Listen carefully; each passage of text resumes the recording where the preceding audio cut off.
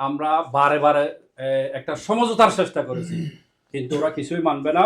সন্ত্রাসী কায়দায় এই হসপিটাল বন্ধ করে দেবে। জমিদার পক্ষের সাথে আমাদের চুক্তি ছিল 10 বছর। পরবর্তী সময়ে এই চুক্তি রিনিউ করার কথা রয়েছে। আমরা জমিদারের সাথে বিষয়টি সমাধান করার চেষ্টা করেছি, কিন্তু জমিদার বদিউল আলম অসুস্থ থাকার কারণে সেই প্রক্রিয়া শেষ করতে পারেনি। পরবর্তীতে আমরা বিষয়টি সুরাহা করার জন্য কেরানীহাট প্রগতিশীল ব্যবসায়ী সমিতি লিমিটেডের শরণাপন্ন হই। সেখানে বদিউল আলমের ছেলে সাইফুল, রবিউল ইসলাম, মোহাম্মদ শাহেদ উপস্থিত হলেও তারা ব্যবসায়ী সমিতির সিদ্ধান্ত মানবে না বলে জানিয়ে দেন।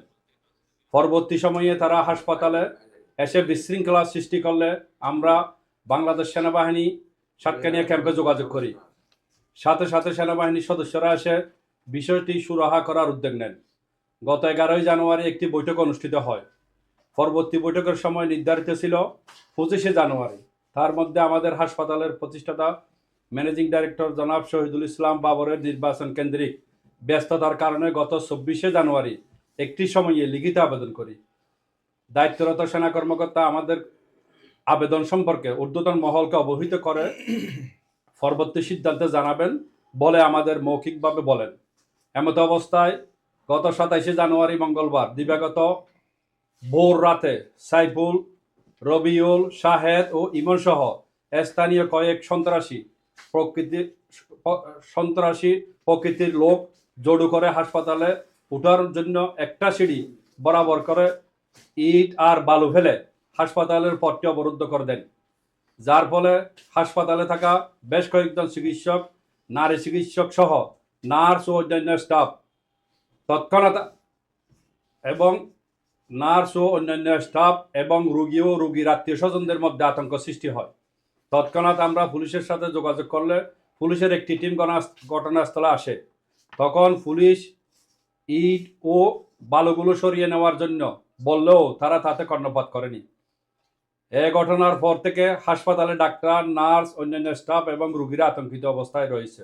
এই অবস্থার থেকে পরিত্রাণের জন্য আমরা প্রশাসন, জাতির বিবেক, সাংবাদিক সহ সকলের সার্বিক সহযোগিতা কামনা করছি। সম্মানিত সাংবাদিক বন্ধুগণ, আমরা আমাদের হসপিটালে, এটা মানবিক হসপিটাল নামে পরিচিত এলাকায় প্রতি বছরে প্রায় 200 রোগী, যে মা বোনগুলা প্রত্যন্ত অঞ্চলে সিজারের ঝুঁকি থাকে, ডাক্তাররা নির্দিষ্ট টাইমে সিজার না করলে মারা যাবে, টাকাও নাই, এইরকম দুস্থ রোগীদেরকে আমরা ফ্রি চিকিৎসা দিয়ে থাকি প্রায় বছরে 200। এই হসপিটাল সব সময় মানুষের দুর্যোগ মুহূর্তে দাঁড়ায়, আমরা সেবা দিয়ে থাকি। আমরা আতঙ্কগ্রস্ত, আপনাদের মাধ্যমে প্রশাসন এবং জনসাধারণকে আমরা জানাতে চাই, অহেতুক আমাদেরকে আমাদের হসপিটালের সামনে এইভাবে বালি, ইট দিয়ে বন্ধ করায় আমরা আতঙ্কগ্রস্ত। আমাদের প্রায় 60-র উপরে আমাদের কর্মকর্তা কর্মচারী আছে, প্রায় 5-7 জনের মতো ডক্টর আছে। প্রতি শুক্রবার কনসালটেন্ট চট্টগ্রাম থেকে আসেন। এখন আমরা এই প্রতিষ্ঠানে আমাদের প্রায় 7 কোটি টাকার প্রজেক্ট, আমাদেরকে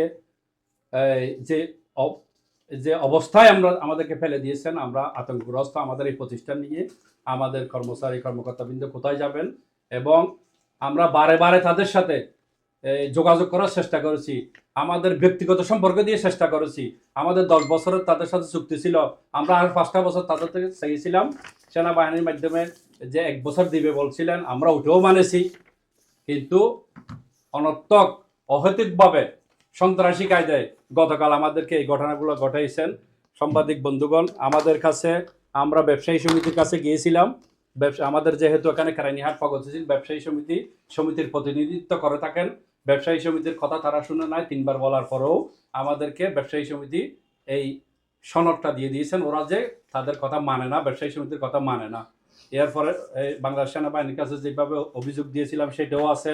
আমরা উপজেলা নির্বাহী অফিসার মহোদয়ের কাছেও আমরা আবেদন দিয়েছিলাম।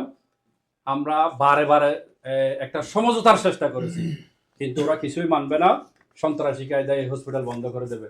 আমরা আপনাদের কাছে কৃতজ্ঞ। আমরা কষ্ট করে আসছেন, আমাদের এই আতঙ্কিত কথাগুলো জাতিকে জানাই দেবেন। আসসালামু আলাইকুম রহমতুল্লাহ।